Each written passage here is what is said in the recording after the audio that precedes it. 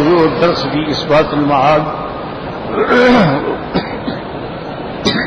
والأحوال عند سكرات الموت سورة القيامة تفسير ابن كثير. الحمد لله رب العالمين والصلاة والسلام على أشرف الأنبياء وسيد المرسلين سيدنا محمد وعلى آله وأصحابه أجمعين.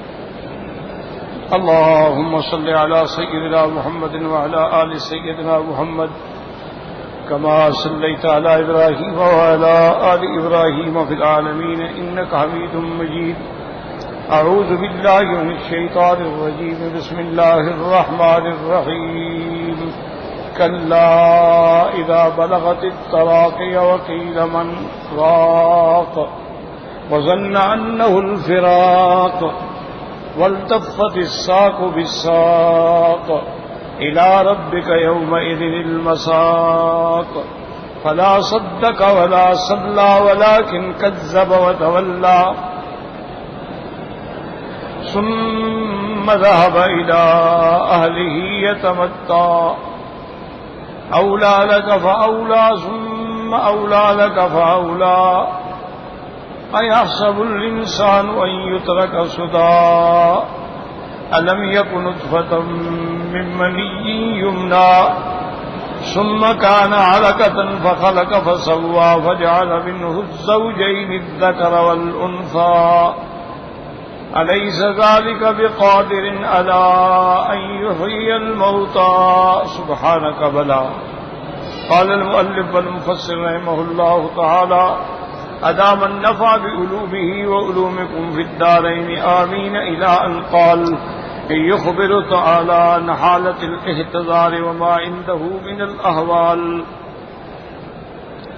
ثبتنا الله هنالك بالقول الثابت فقال تعالى كلا إذا بلغت التراقي إن جعلنا كلا رادية فمعناها لست يا ابن آدم هناك تكذب بما أخبرت به بل صار ذلك عندك عيانا. وإن جعلناها بمعنى حقا فظاهر أي حقا إذا بلغت التراقي أي انتزعت روحك من جسدك وبلغت تراكيك والتراكي جمع ترقوتة وهي الإزام التي بين صغرة النهر والآتق كقوله تبارك وتعالى فلولا إذا بلغت الحلقوم وأنتم حينئذ تنظرون ونحن أقرب إليه منكم ولكن لا تبصرون فلولا إن كنتم غير مدينين ترجعونها إن كنتم صادقين.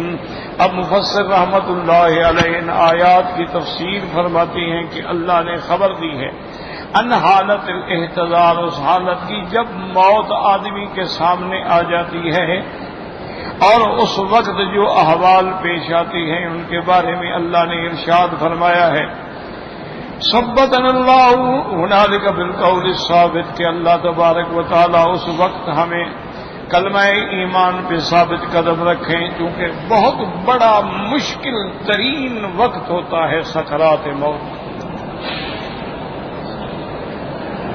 اللہ تعالی کی عنایت ہو مدد ہو تو تب بندہ قول ثابت پہ ثابت قدم رہ سکتا ہے ورنہ مشکل.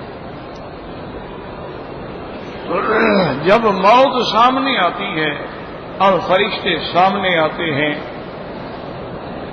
احوال قیامت سامنے آتے ہیں جن چیزوں کا منکر تھا وہ آنکھوں کے سامنے آتے ہیں. الحمدللہ جو ایمان والے ہیں وہ تو مطمئن ہوتے ہیں. اللہ کا شکر ہے کہ جن کو اللہ نے ایمان کی دولت سے نوازا ہے وہ اس وقت بھی مطمئن بڑے آرام سے سکون سے. اور اگر ان کو کوئی تکلیف ہوتی ہے تو وہ بھی ان کے رفع درجات کے لیے. ورنہ مومنوں کو تو خوشی ہوتی ہے کہ ملائکہ آ کے ان کو بشارت دیتے ہیں تتنزل علیہم الملائکہ اور آگے کہتی ہیں تین چیزیں اللہ تخافوا بالکل نہ ڈرو کہ آگے کیا ہوگا ولا تحزنوا اور جو کوئی چھوڑ کے جا رہے اس کا بھی غم نہ کرو اس کا بھی اللہ تبارک و تعالی متولی ہے. اور تیسری بات یہ ہے کہ وہ ابشروا بالجنہ، اور تمہیں جنت کی خوشخبری دیتے ہیں، مبارک ہو جو اللہ نے وعدہ کیا تھا وہ وقت آ گیا۔ اور پھر مزید تسلی کے لیے یہ بھی کہتے ہیں نحن اولیاؤکم فی الحیات الدنیا وفی الآخرہ، ہم ہی تمہارے ساتھی ہیں نا، ہم ہی تمہاری حفاظت کرنے والے دنیا میں بھی اور آخرت میں بھی، کہ اللہ نے ہر انسان پہ حفظہ ملائکہ رکھے جو انسان کی حفاظت کرتے ہیں۔ اور اس کے بعد یہ بھی کہیں گے کہ نحن اولیاؤکم فی الحیات الدنیا وفی الآخرہ، اور آخرت میں بھی ہم تمہارے ساتھ ہیں۔ وَلَكُمْ فِيهَا مَا تَشْتَهِي أَنفُسُكُمْ، وہاں تمہاری جو بھی خواہش نفس ہے اللہ سب پوری کریں گے۔ وَلَكُمْ فِيهَا مَا تَدَّعُونَ، اور اس میں جنت میں تمہارے لیے جو کچھ تم مانگو گے تمہیں ملے گا۔ یعنی کتنی بڑی بات ہے کہ مومن کے لیے اس وقت میں ملائکہ کا اترنا اور بشارت دینا، اس لیے مفسرین نے اور علماء کرام نے لکھی ہیں قرآن پاک میں کچھ باتیں، اس پہ آپ غور کریں کہ جتنے انبیاء گزرے ہیں سب برحق علیہم الصلاۃ والتسلیم، ان پہ کروڑوں صلاۃ والسلام ہوں، لیکن جتنے انبیاء جتنے رسول گزرے ہیں ان کی امت کو اللہ نے کبھی مخاطب نہیں کیا۔ بات سمجھو، یعنی براہ راست امت کو خطاب ہوگی کبھی نہیں۔ جب بھی خطاب ہوا نبی کو، یا آدم، یا زکریا، یا یحییٰ، یا عیسیٰ، یا نوح، ان کو خبر تو دی گئی لیکن براہ راست خطاب نہیں کیا گیا۔ اس بات کو سمجھو کہ اللہ نے موسیٰ علیہ السلام کی قوم سے خطاب کیا ہو، اذ قال موسیٰ لقومہ، موسیٰ علیہ السلام تو کہتے تھے اپنی قوم سے اللہ کے حکم مطابق، اذ قال ابراہیم لابیہ، حضرت ابراہیم تو کہتے تھے۔ یہ شرف صرف امت محمد مصطفیٰ صلی اللہ علیہ وسلم کو ملا ہے کہ اللہ نے جہاں حضور کو خطاب فرمایا، حضور کی امت کو بھی اللہ نے مخاطب فرمایا، اور کسی کو خطاب نہیں۔ یعنی جیسے اللہ نے فرمایا کہ یا ایھا النبی، یا ایھا النبی جاہد الکفار والمنافقین واغلظ علیہم، کہیں فرمایا یا ایھا النبی لم تحرم ما احل اللہ لک تبتغی مرضات ازواجک،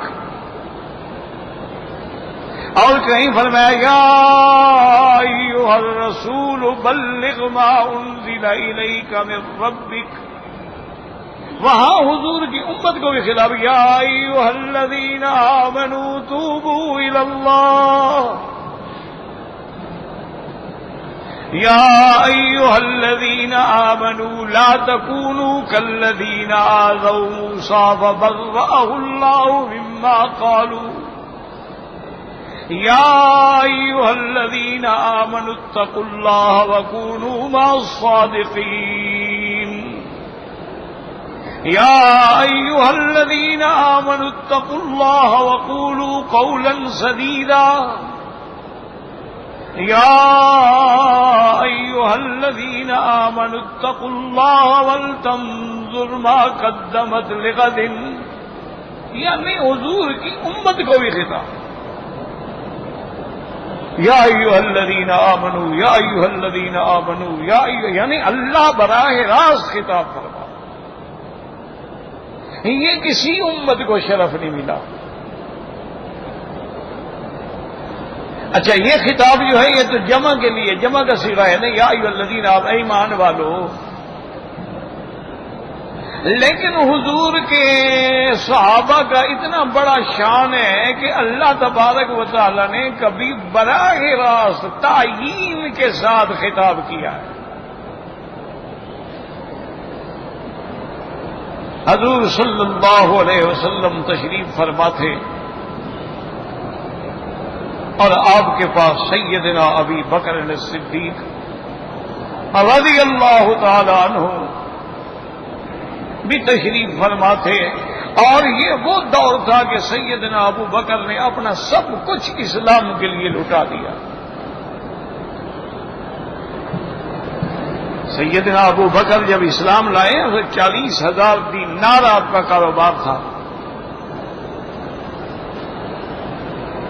اور اب یہ عالم تھا کہ کپڑوں کو ٹانکا لگانے کے لیے بھی کوئی دھاگا نہیں تھا، کانٹے لگائے ہوئے۔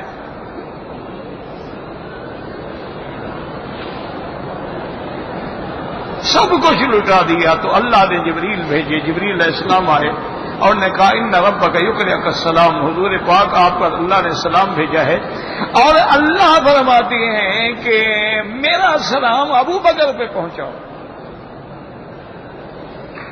اتنا بڑا خطاب، اتنا بڑا اعزاز کہ اللہ خطاب فرمائے، اور اللہ اپنے نبی کے ذریعے فرمائے کہ میرے نبی ابو بکر پہ سلام پہنچاؤ۔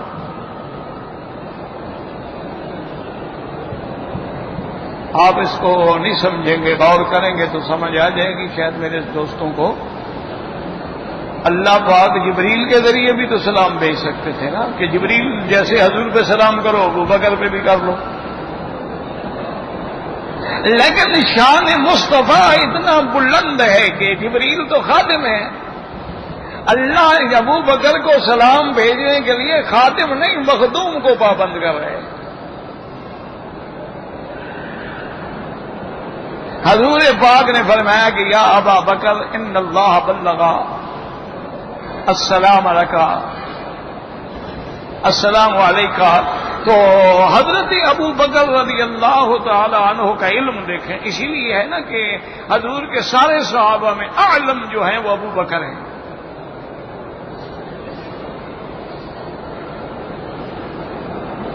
یہ تو حضرت علی رضی اللہ تعالیٰ عنہ کی بھی گواہی ہے، جب آپ سے پوچھا گیا کہ من اعلم اصحاب رسول فرمایا اعلم ابو بکر ہے۔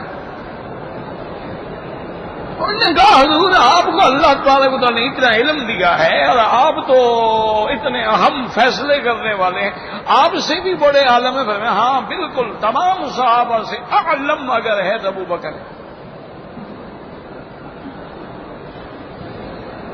اور سوال پوچھنے والے کون ہیں؟ محمد ابن الحنفیہ۔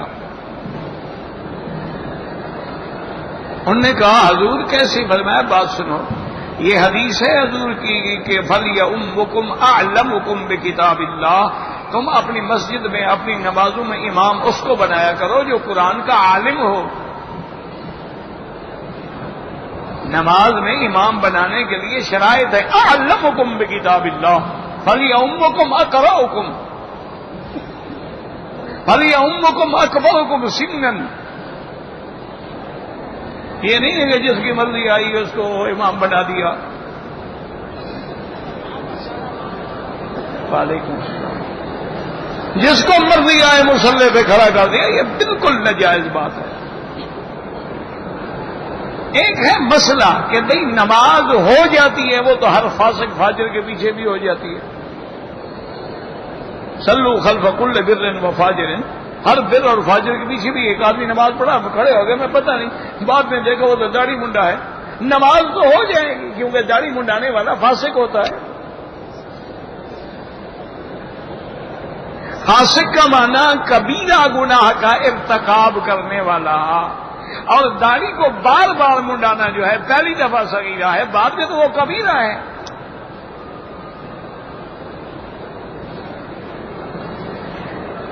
لیکن نماز ہو جائے۔ لیکن ایک ہے کہ ہم امام منتخب کر رہے ہیں، تو یہ نہیں کہ ہر نعت خواں کو کھڑا کر دو یا ہر پگڑی باندھنے والے کو کھڑا کر دو۔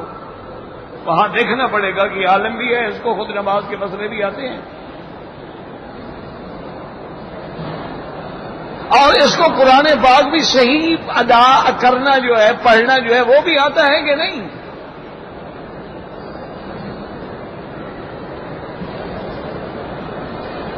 تو محمد بن حنفیہ نے کہا یہ تو حضور کی حدیث ہے. فرمایا حضور نے اپنی زندگی میں موت کے وقت کس کو حکم دیا تھا کہ مرو ابا بکر فلیصلی بالناس، اپنے مصلی پہ کس کو کھڑا کیا تھا؟ انہوں نے کہا ابو بکر کو. تم نے کہا اگر عالم نہ ہوتے تو حضور کیسے کھڑا کرتے؟ اگر ابو بکر سے کوئی زیادہ عالم ہوتا تو حضور اس کو کھڑا کرتے. تو اس لیے یاد رکھیں اللہ اکبر کہ یہ شان ابو بکر ہے کہ اب علم دیکھو ابو بکر کا.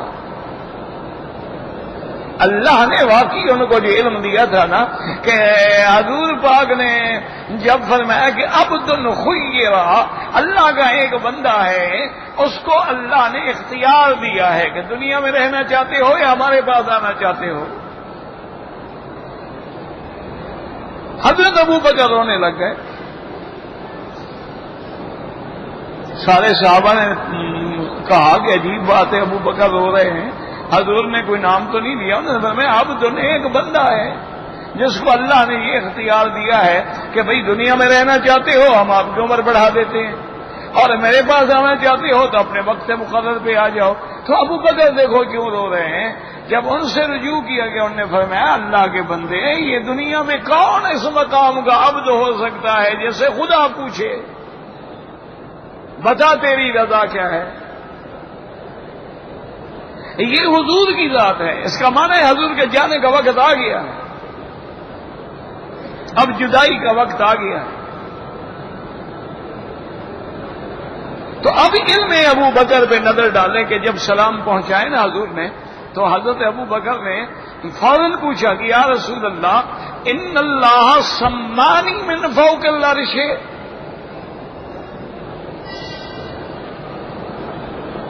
کہ حضور یہ فرمائیں کہ اللہ نے یہ فرمایا کہ صحابہ پہ سلام کہہ دو یا صحابی پہ سلام کہہ دو یا ساتھی پہ سلام کہہ دو، یا اللہ نے عرش سے میرا نام لیا ہے. تو حضور نے فرمایا ان اللہ سماک من اللہ سے، اللہ نے ابو بکر تیرا نام لے کے سلام بھیجا.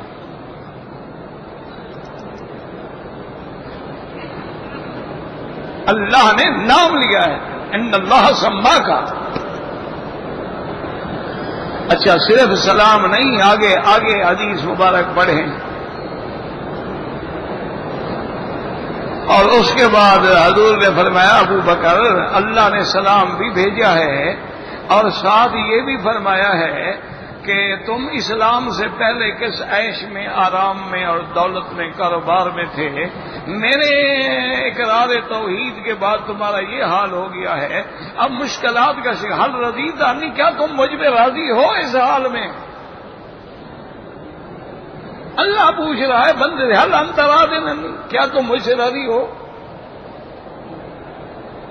بھئی ساری دنیا تو اس لیے محنت کرتی ہے نا کہ اللہ راضی ہو جائے، اللہ کی رضا ہمیں نصیب ہو جائے. اسألک رضاک والجنۃ واعوذ بک من سخطک والنار. لیکن یہ مقام ہے سرکار دو جہاں کے ساتھیوں کا کہ اللہ فرماتے ہیں حل انت راض عنی، ابی بکر کیا تم مجھ سے راضی ہو؟ اور ساتھ یہ بھی فرمایا انا راض عنک، میں تو تجھ پہ راضی ہوں. لیکن یہ بتلاؤ کیا تم بھی مجھ پہ راضی ہو؟ فبکا ابی بکر، حضرت ابو بکر رو پڑے، فرمایا انی رضیت عن ربی رضیت عن ربی رضیت عن ربی. یا محمد صلی اللہ علیہ وسلم حضور میرا پیغام بھی عرض کر دیں، اور اللہ تو سن رہے ہیں دیکھ رہے ہیں جان رہے ہیں، میں اپنے رب سے راضی ہوں، میں اپنے رب سے راضی ہوں. مجھے دنیا کیا ہے، دنیا چلی گئی آخرت مل گئی. دولت کے بجائے مجھے صحبت محمد مصطفیٰ مل گئی، کفر کے بجائے ایمان مل گیا، اصنام کے بجائے توحید مل گئی، تو میں تو راضی ہوں اپنے رب سے. تو یاد رکھیں یہ شرف صرف حضور کی امت کو، صرف حضور کی امت کو ہے کہ اللہ نے خطاب فرمایا ہے. ایک تو ہے نا کہ اللہ نے حضور کو بدلا دے لقد رضی اللہ عن المؤمنین، میرا مدنی پکی بات ہے، قسم اعلام قسمیہ ہے، قد حرف تحقیق ہے، راضیہ ماضی کا صیغہ ہے، یاد رکھیں. لقد رضی اللہ تحقیق پکی بات ہے، میں قسم کھا کے کہتا ہوں محمد مدنی میں تیرے صحابہ سے راضی ہو گیا، ماضی کا صیغہ، یہ نہیں کہ راضی ہوں گا. مستقبل کا صیغہ نہیں ہے، ماضی کا صیغہ، راضی ہو گیا، رضی اللہ عنہم ورضوا عنہ۔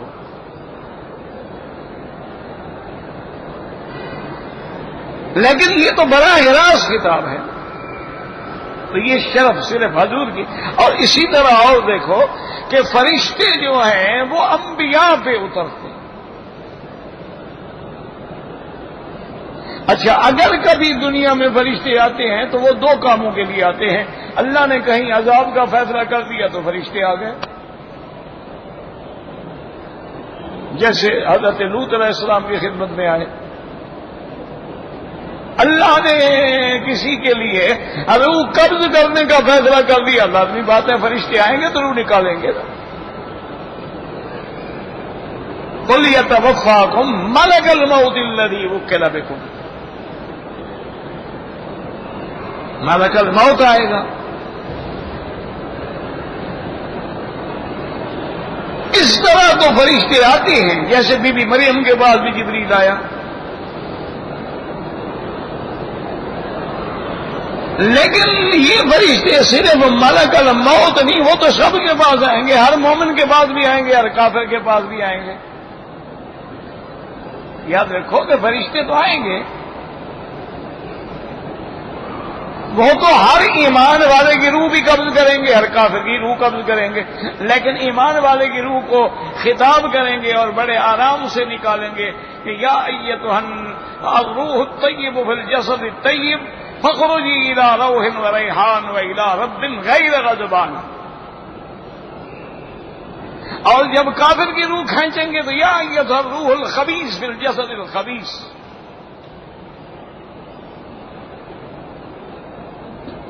وہ تو سب کے پاس فرشتے آئے، لیکن اس طرح فرشتوں کا آنا جو ہے یہ حضور کی امت کی شان ہے کہ کبھی سپاہی بن کے آئے ہوئے ہیں۔ میدان بدر میں صحابہ کے ساتھ فرشتے نہیں آئے، اور کبھی بشارت دینے کے لیے آئے ہیں، تتنزل علیہم الملائکہ، لیکن کن کے پاس؟ یاد رکھو، کسی مشرک کے پاس نہیں،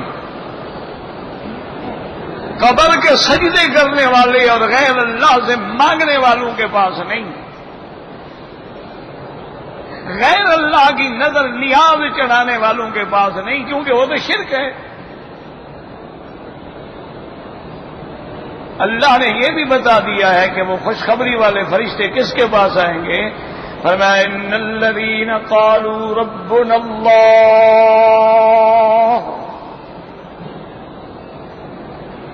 جنہوں نے اپنے اللہ اور اس کی ربوبیت کا اقرار کیا، اور آگے بھی فرما دیا صرف اقرار نہیں کیا کہ اقرار بھی کر لیا، قبر پہ سجدہ بھی کر لیا، یا اللہ مہربانی فرما، اور یا عبد القادر جیلانی عطا فرما، یا داتا عطا فرما، نہ ثم استقاموا، پھر میری توحید پہ جم گئے،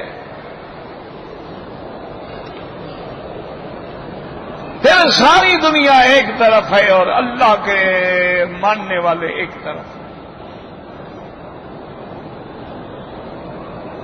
اس لیے اللہ پاک نے فرما دیا ان الذین قالوا ربنا اللہ ثم استقاموا۔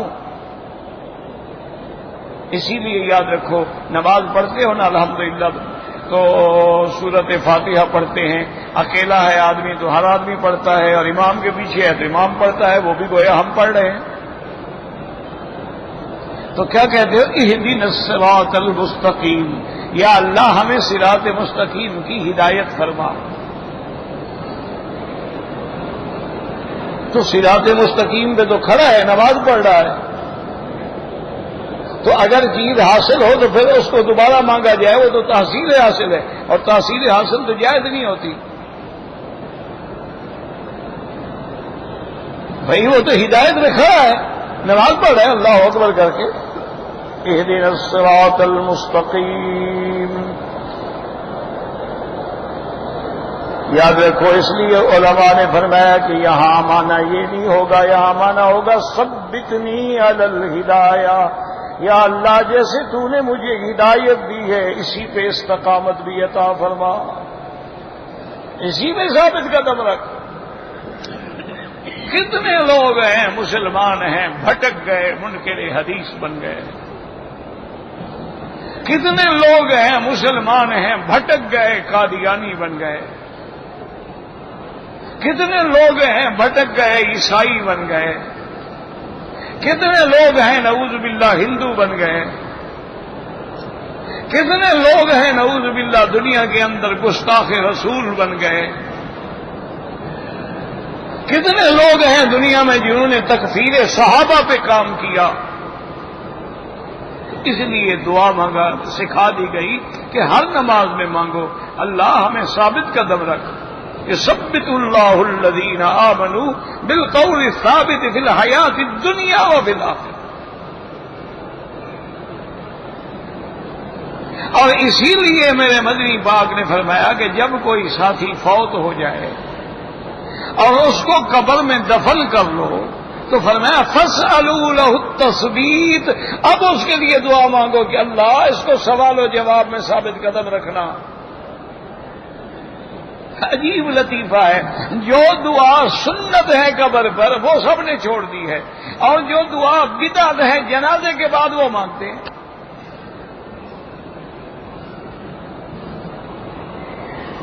اصل وجہ کیا ہے؟ اتباع ہوا ہے. ولا تتبع الہوا. یہاں تو تین دفعہ دعا مانگ، جنازے کے بعد اچھا جی دعا مانگ، اچھا جی پھر دعا مانگ، اچھا جی پھر دعا مانگ. اور اگر کسی بڑے آدمی کی میت ہو تو اللہ معاف کرے امام صاحب جو ہے پھر تو رو رو کے اور گلے سنین آنکھوں میں ڈال کے رو رو کے دعائیں مانگتا ہے. غریب ہو تو پھر چلو جی چھوڑو یار تم جنازہ پڑھ لینا.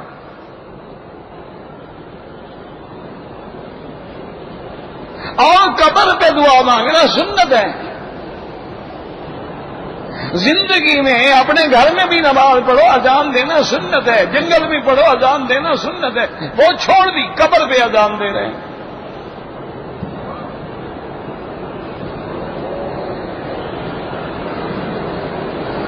انا للہ و انا الیہ راجعون. تو اس لیے مفسر رحمت اللہ علیہ فرماتے ہیں کہ جب یہ مقام ہے تو کہتے ہیں اللہ سے دعا کرو کہ ثبتنا اللہ، کہ اللہ ہمیں ثابت قدم رکھے. اللہ تبارک و تعالی، کیونکہ یاد رکھو انسان چلتا ہے ایمان پہ لیکن اللہ کا فیصلہ آ جاتا ہے آخری وقت میں کافر ہو کے مر جاتا ہے.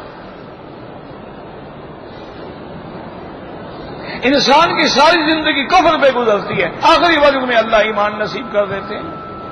اس لیے دعا کیا کرو اللہ خاتمہ ایمان پہ کرے. اللہم ارزقنا حسن الختام واجعل آخر کلامنا لا الہ الا اللہ محمد الرسول اللہ. ایک جنگ میں میرے آقا سرکار دو جہاں سیدنا محمد مصطفیٰ صلی اللہ علیہ وعلی آلہ وصحبہ وسلم تسلیما کثیرا، جنگ ہو رہی ہے، حضور بھی دیکھ رہے ہیں، صحابہ لڑ رہے ہیں. ایک آدمی کھجوریں کھا رہا تھا، وہ آیا حضور کی خدمت میں، کہنے لگا یا رسول اللہ صلی اللہ علیہ وسلم مجھے تلوار دے، میں آپ کی طرف سے آپ کے دشمنوں کے خلاف لڑنا چاہتا ہوں. حضور نے فرمایا پہلے یہ بتاؤ تم ہو کون؟ اس نے کہا یا رسول اللہ میں مسلمان نہیں ہوں، آپ کے فرمان کے مطابق میں مشرک ہوں، میں بتوں کا پجاری ہوں. پتہ ہے حضور نے کیا فرمایا؟ فرمایا لا استعین من مشرک، میں کسی مشرک سے مدد نہیں مانگتا. اور آج تیرا سارا کام مشرک کے بغیر ہوتا ہی نہیں، کافروں کی مدد کے بغیر چلتا ہی نہیں. اب تو مدرسے بھی ماشاءاللہ کافروں کی امداد سے، این جی اوز کی امداد سے چلتے ہیں. انا للہ و انا الیہ راجعون. ایمان سے کہیں جن بچوں کو ہم کافروں کا اور این جی اوز کا حرام پیسہ کھلائیں گے وہ عالم بنے. یہی وجہ ہے نا آج کل دیکھ لو کتنے مدرسے ہیں، کتنی یونیورسٹیاں ہیں. کیوں ایک امام ابو حنیفہ پیدا نہیں ہوتا؟ کیوں ایک امام بخاری، امام ترمذی، امام مسلم پیدا نہیں ہوتا؟ کیا وجہ؟ بھائی کافروں نے جو اپنے سکول بنائے ہیں، ان کے سکولوں کا جو نصاب ہے اور ان کا جو منشا ہے، ان کے تو بیوروکریٹ بھی پیدا ہو رہے ہیں، ان کے تو جناب افسران بھی پیدا ہو رہے ہیں، ان کے تو بڑے بڑے عہدے والے لوگ بھی پیدا ہو رہے ہیں۔ تم نے جس دین کے لیے مدرسہ دین کا کھولا تھا، تمہارے بعد کتنے سال میں مدرس پیدا ہوتے ہیں؟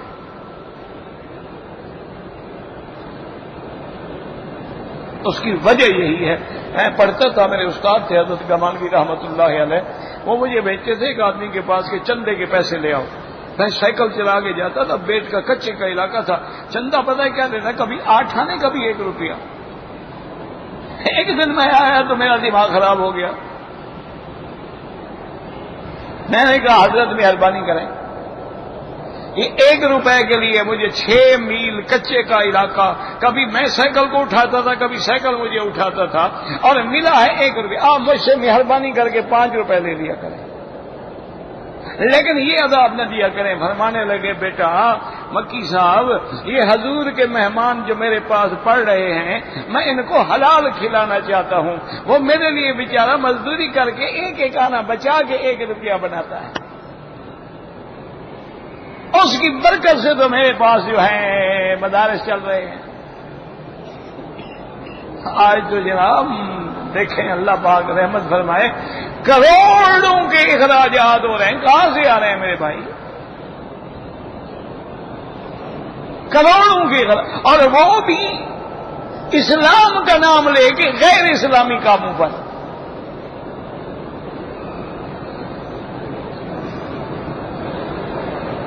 بس اللہ کے آگے رونے کے سوا اور تو کوئی چارہ نہیں ہے نا جی، کہ اللہ کے آگے ہم روتے رہیں اور دعائیں مانگتے رہیں کہ اللہم ثبت۔ تو حضور نے فرمایا لا استعین من مشرک، میں کسی مشرک سے مدد نہیں مانگتا۔ اچھا وہ ہٹ گئے، تھوڑی دیر کے بعد بہادر آدمی تھا، اس میں چین نہیں آ رہا تھا نا، وہ پھر آ گیا، السلام علیکم حضور مہربانی کریں، میں مشرک ہوں تو کیا ہو گیا، لیکن میں لڑوں گا تو آپ کے لیے لڑوں گا نا۔ حضور نے فرمایا لا استعین من مشرک، ہٹ جاؤ۔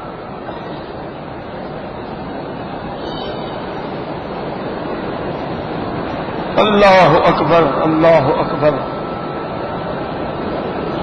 وہ تیسرے دفعہ آیا، اس نے کہا یار سننا کوئی حل ہے؟ آپ نے فرمایا بالکل آسان حل ہے، کلمہ پڑھ کے مسلمان ہو جاؤ، پھر ہمارے ساتھ مل جاؤ، ہمارے بھائی ہو۔ اس نے کھجوریں کھا رہا تھا، پھینکی، کہا لا الہ الا اللہ محمد الرسول اللہ، کہنے لگا اب تو مجھے تلوار دیں۔ حضور نے فرمایا یہ میری تلوار پر۔ صحابہ کہتے ہیں کہ وہ بندہ اللہ عالم کیسا بہادر انسان تھا، اکیلے آدمی نے آ کے کافروں کی صفیں الٹ ڈالی اور لڑتے لڑتے آخر شہید ہو گیا۔ جب حضور کو خبر ملی فرمایا عامل قلیلا واجر کثیرا، بھائی عمل تو اس نے تھوڑی سی دیر کیا ہے لیکن اجر ہمیشہ والا قیامت کا لے گیا۔ اب دیکھو یعنی ساری زندگی کافر رہا، موت ایمان پہ آ گئی، ساری زندگی مسلمان رہا، موت کا دیانی بن گیا، ساری زندگی مسلمان رہا اور آخر میں منکر حدیث بن گیا، ساری زندگی مسلمان رہا اور آخر میں نعوذ باللہ منکر معجزات محمد مصطفیٰ بن گیا، ساری زندگی مسلمان رہا، مسلمانوں کے مولوی بنے رہے لیکن رجم کا انکار کر بیٹھے۔ کیا کہو گے؟ بس اللہ کی طرف سے امتحان ہے، اللہ قادر ہے معاف کر دیں، لیکن منکر قرآن کو تو معاف نہیں کیا جاتا نا، وہ تو کافر ہو جاتا ہے۔ اللہ معاف کرے، اللہ معاف کرے۔ کتنے لوگ ہیں تمہارے مسلمان جو آج بھی اسلام کی سزاؤں کو وحشیانہ سزائے اور جنگل کا قانون کہتے ہیں؟ وہ مسلمان ہیں کہ اللہ نے جو قانون بنایا ہے وہ نعوذ باللہ وحشی قانون ہے، اور جو انسانوں نے بنایا ہے جس میں ہلاکت ہی ہلاکت ہے، بربادی ہی بربادی ہے، قتل ہی قتل ہے، تباہی ہی تباہی ہے، وہ نعوذ باللہ انسانوں کا قانون ہے۔ تو اس لیے ہمیشہ یاد رکھیں کہ یہ اعزاز حضور کی امت کو ملا ہے کہ اللہ نے براہ راست خطاب کیا، اور اب اللہ نے ایک نقشہ کھینچا ہے۔ اللہ رحمت فرمائے فَلَوْلَا إِذَا بَلَغَتِ التراقي وقيل من راق فلولا اذا بلغت کیا یعنی کیا بلغت کیا پہنچا.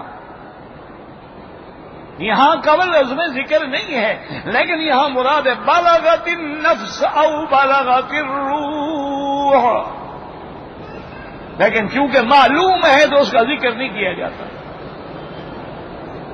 ورنہ تو پہلے ضمیر ہونا چاہیے نا. فلولا جب پہنچے گا کیا پہنچے گا اب ترکوت میں کیا، اس کا تو ذکر ہی نہیں ہے لیکن وہ معلوم ہے تو ذکر کی ضرورت ہی نہیں. فلولا اذا بلغت التراقی، تراقی کہتے ہیں یہ کندھے سے لے کر یہ ہے یہ تراقی. بعض کہتے ہیں نہیں یہ نہر، سینے کی ہڈیاں اور یہاں تک.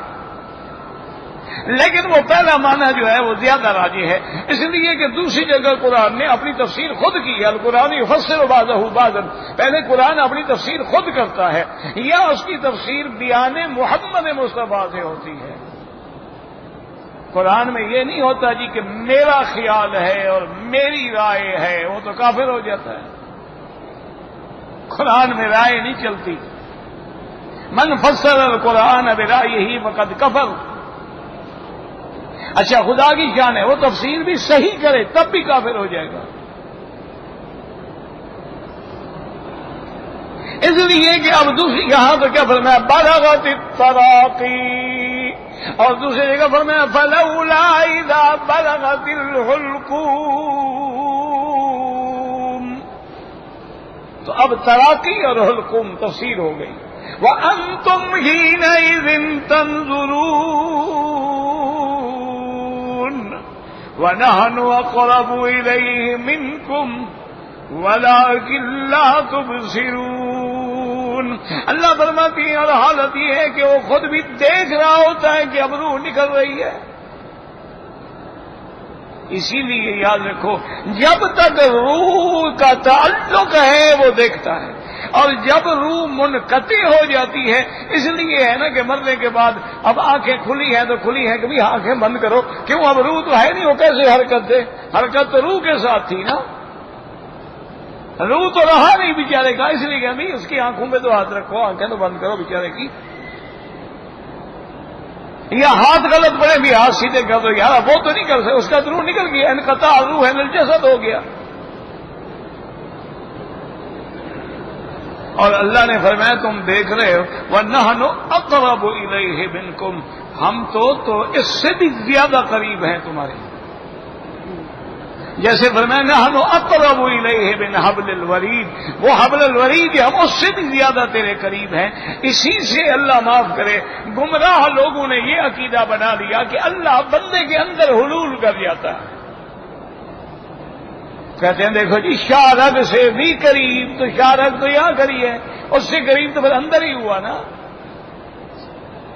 اسی لیے شیعہ نے عقیدہ حلول نکالا اور حلولیہ فرقہ بن گیا کہ اللہ نے حضرت علی میں حلول کر لیا ہے. پہلے تو وہ علی تھا نا، اب مولا علی ہو گیا، اللہ اندر آ گیا. اچھا ہمارے جو اہل بدعت حضرات ہیں اللہ ہدایت دے، انہوں نے کہا کہ تم تو کہتے ہو علی میں، ہمارے ہر بزرگ میں اللہ اندر ہے. ہم تو صرف ایک علی کو مولا بنا رہے ہو نا، ہمارا تو ہر بزرگ جو ہے اس کے اندر خود خدا ہے. یاد رکھو یہ سب سے بڑا کفر ہے. میرے خیال میں یہ کفر تو ابو جہل کو بھی نہیں آتا ہو. وہ خدا کو مانتے تھے، اچھی طرح مانتے تھے. وہ تو کہتے تھے بھی ہمارے سفارشی ہیں، اللہ کو سفارش کر دیں گے. وہ یہ عقیدے نہیں رکھتے تھے کہ خدا اندر آ گیا ہے. اللہ اکبر اللہ اکبر، ایسی ایسی باتیں لوگ لکھ گئے ہیں. انا للہ و انا الیہ راجعون. یاد رکھو اللہ تمہارے ساتھ ہے، وہ ہوا معکم اینما کنتم، تم جہاں بھی ہو خدا تمہارے ساتھ ہے. کیا معنی ساتھ کا؟ یہ ہے معیت علم، یعنی اللہ تمہارے علم کے اندر ہے، اللہ جانتا ہے. تو جو چیز علم میں ہو وہ قریب ہوتی ہے. اب دیکھو نا جی اینک یہاں رکھی ہے، میرے علم میں ہے، قریب ہے.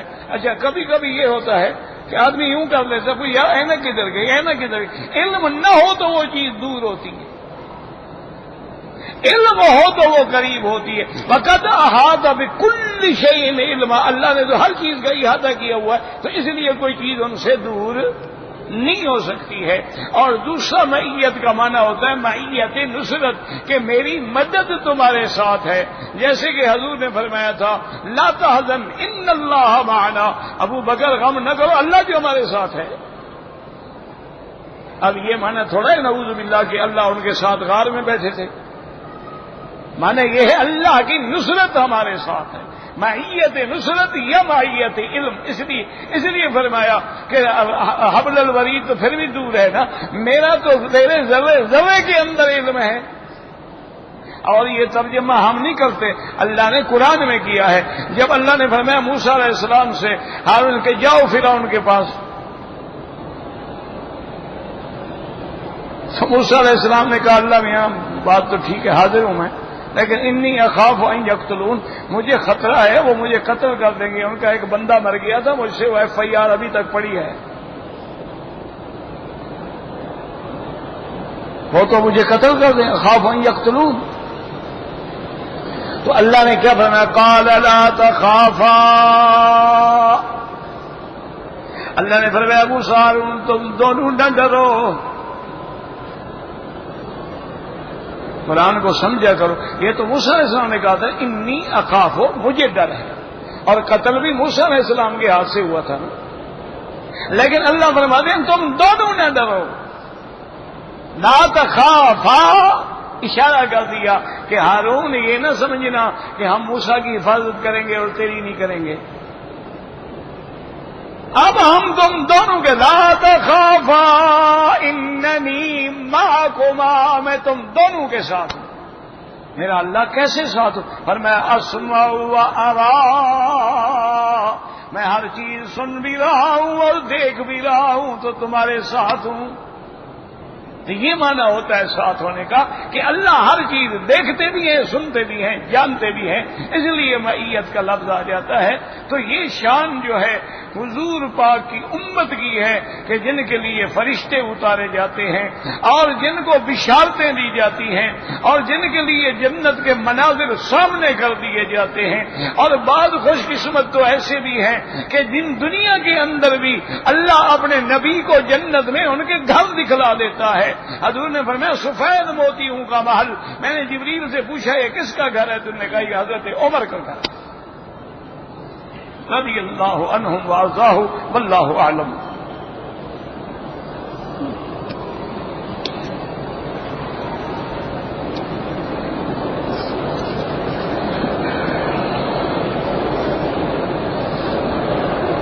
کہتے جی کہ کیا وقت آ نہیں گیا کہ اب ہم حضرت مہدی کے ظہور کی اور حضرت عیسیٰ علیہ السلام کے نزول کے لیے دعائیں کریں؟ میرا بھائی گزارش یہ ہے کہ ہمارا تو ایمان ہے کہ مہدی بھی آئیں گے اور عیسیٰ علیہ السلام بھی اتریں گے. ہم دعا کریں یا نہ کریں؟ نہ ہم دعا نہیں کریں گے وہ نہیں آئیں گے، ناراض ہو جائیں گے. کیا خیال ہے؟ یہ شیعہ کا عقیدہ نہ بناؤ کہ وہ بھی دعا کرتے ہیں کہ مہدی امام غائب جلدی آؤ جلدی آؤ. یہ تو شیعہ کا عقیدہ ہے. وہ کہتی ہیں کہ مہدی منتظر، یہ غیبوبت کبریٰ کا زمانہ ہے کہ امام غائب ہے، اس لیے وہ مصلی پہ کھڑے نہیں ہوتے، ساتھ کھڑے ہو کے نماز پڑھیں گے. مصلی تو امام کا ہے، امام غائب ہے اور یہ اچھا امام ہے. امت مر رہی ہے وہ غائب ہے، اور صرف غائب نہیں ہوا قرآن بھی لے کے غار میں چلا گیا. اچھا مذہب ہے بھائی. انا للہ و انا الیہ راجعون. تو ہمارا جو عقیدہ ہے حضور نے فرمایا مہدی آئیں گے اور اس کا نام میرے نام پہ ہوگا اور اس کی والدہ کا نام میری والدہ کے نام پہ ہوگا، اس کے باپ کا نام بھی میرے باپ کے نام پہ ہوگا. بین الرکنین یعنی حجر اسود اور رکن یمانی کے درمیان میں کھڑے ہو کے اپنا اعلان فرمائیں گے. پھر حضرت مہدی سے فتوحات کا دور شروع ہو جائے گا اسلام کا، اور آپ نماز پڑھا رہے ہوں گے لینزلن عیسیٰ ابن مریم علی منارۃ شرقیہ بیضاء دمشق کہ عیسیٰ عیسیٰ علیہ السلام دمشق کے مینار شرقی مسجد پر اتریں گے، اور آپ نے فرمایا کہ جب وہ اتریں گے اور آپ کے حضور نے فرمایا کہ میں گویا دیکھ رہا ہوں آپ کے بالوں سے پانی ٹپک رہا ہے، معلوم ہوتا ہے کہ ابھی جنت سے غسل فرما کے آ رہے ہیں، آنے کے بعد وہ مہدی کے پیچھے نماز پڑھیں گے تاکہ ساری دنیا کو پتہ چل جائے کہ میں نبی نہیں، میں امتی ہوں محمد مصطفیٰ کا۔ ورنہ نبی کے ہوتے کون مصلی پہ کھڑا ہو سکتا ہے؟ نہ اللہ کا نبی ہو تو کوئی اور مصلی پہ کھڑا ہو سکتا ہے؟ یا تو نبی خود کھڑا کرے نا جی، حضرت ابو بکر کو کھڑا کیا، ورنہ نبی کے ہوتے کوئی مصلی پہ آ سکتا ہے؟ آپ کا کیا ایمان ہے؟ تو تمہارے مولوی جو کہتے ہیں کہ حضور آ گئے ہیں پھر آپ بھی مصلی پہ کھڑے رہتے ہیں، یہ پتہ نہیں کون سا عقیدہ ہے۔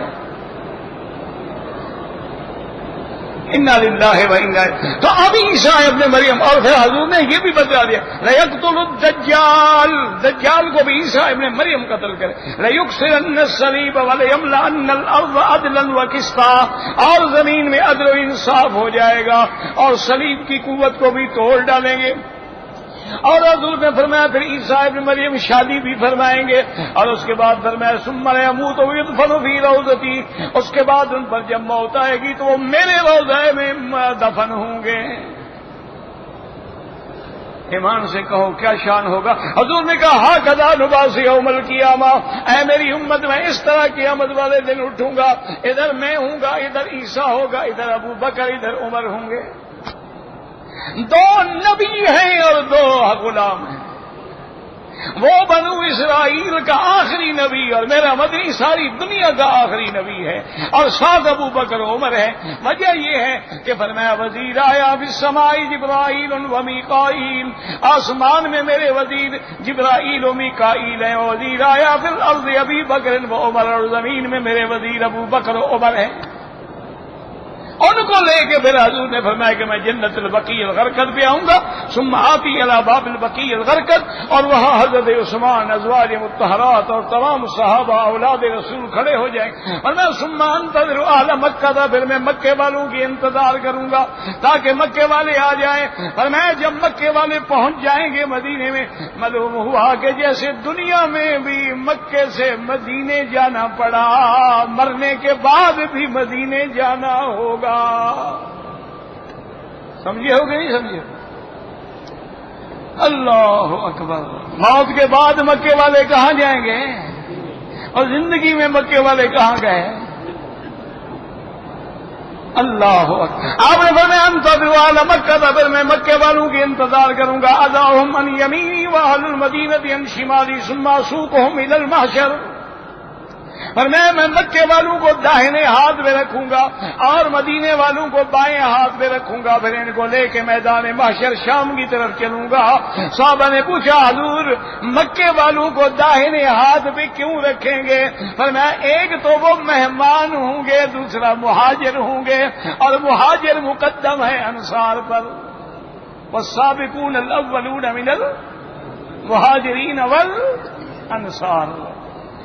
اللہ دعا کرو اللہ ہمیں بھی حضور کی شفاعت نصیب فرما دے، اور حوض کوثر پہ حضور کے ہاتھوں سے اللہ جام شراب نصیب فرما دے، اور اللہ تبارک و تعالی قیامت میں معیت محمد مصطفیٰ نصیب فرما دے۔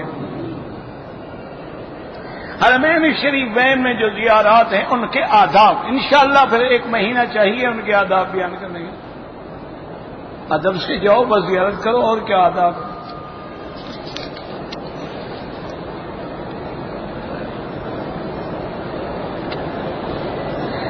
ایک عورت نے 20 سال پہلے رمضان کے 12 دن روزہ نہیں رکھا تھا، قضا کر لے، کوئی مسئلہ نہیں۔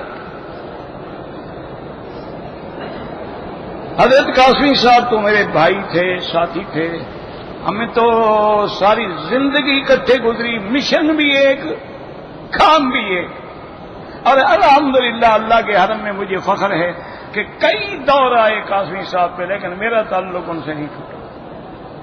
اللہ ان کی قبر پہ رحمت فرمائے، حضرت توسی رحمت اللہ علیہ کی قبر پہ بھی اللہ رحمتیں فرمائے، اور ہمارے جتنے ساتھی، یعنی وہ اپنے اپنے مقام پہ ہیرا تھا، جتنے بھی ساتھی تھے نا، اللہ اکبر۔ ان کا ذکر کے لیے تو وقت چاہیے، اور ابھی تو اذان کا وقت ہے، تو بعض کہتے ہیں جی کہ ایک روز ماہ رمضان میں بیمار ہو گیا، ڈاکٹر نے دوا کھلا دی تو روزہ قضا کر لو، بس بات ختم ہوگی. من کان منکم مریضا او علی سفر فعدۃ من ایام اخر، یہ تو قرآن کا مسئلہ ہے.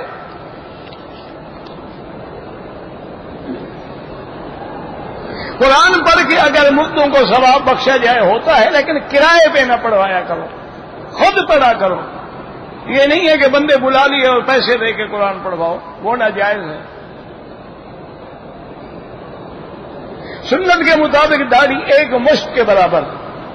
ایک آدمی بے اولاد ہے، اللہ سب بے اولادوں کو اولاد عطا فرما. میرا پیشاب کے قطرے نکلتے رہتے ہیں، حالانکہ میں نمازی ہوں. بالکل ٹھیک ہے، آپ انڈر ویئر رکھیں اور آپ ہر نماز کے لیے نیا وضو کریں. کیا مانا؟ مغرب کو جو وضو کیا ہے نا آپ نے، وہ عشاء تک کافی ہے. طواف کرو، نفل پڑھو، نماز پڑھو، پھر جب اذان کا وقت ہے دوبارہ وضو کرو گے اور اس کپڑے کو بھی دھو لیا جائے.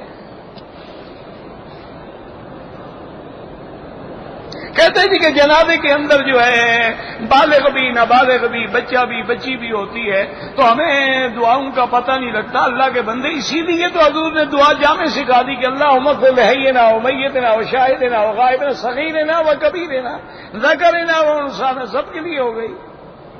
وہ تو الگ بات ہے کہ ہمیں اگر پتہ ہو کہ لڑکا ہے تو اللہم اجعلہ لنا سلفا و اجرا، اللہم اجعلہ لنا ولوالدیہ ذخرا و شافعا. تو یہ تو اس وقت ہے، علم نہ ہو یہی کافی ہے. صغیرنا و کبیرنا و ذکرنا و انثانا.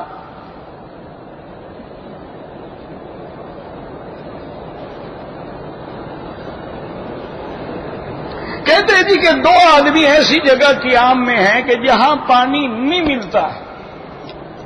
رات کو ایک پر غسل واجب ہو گیا، اس نے تیمم کر لیا، دوسرے نے وضو کر لیا، تو پانی تو ملتا نہیں، وضو کہاں سے کر لیا؟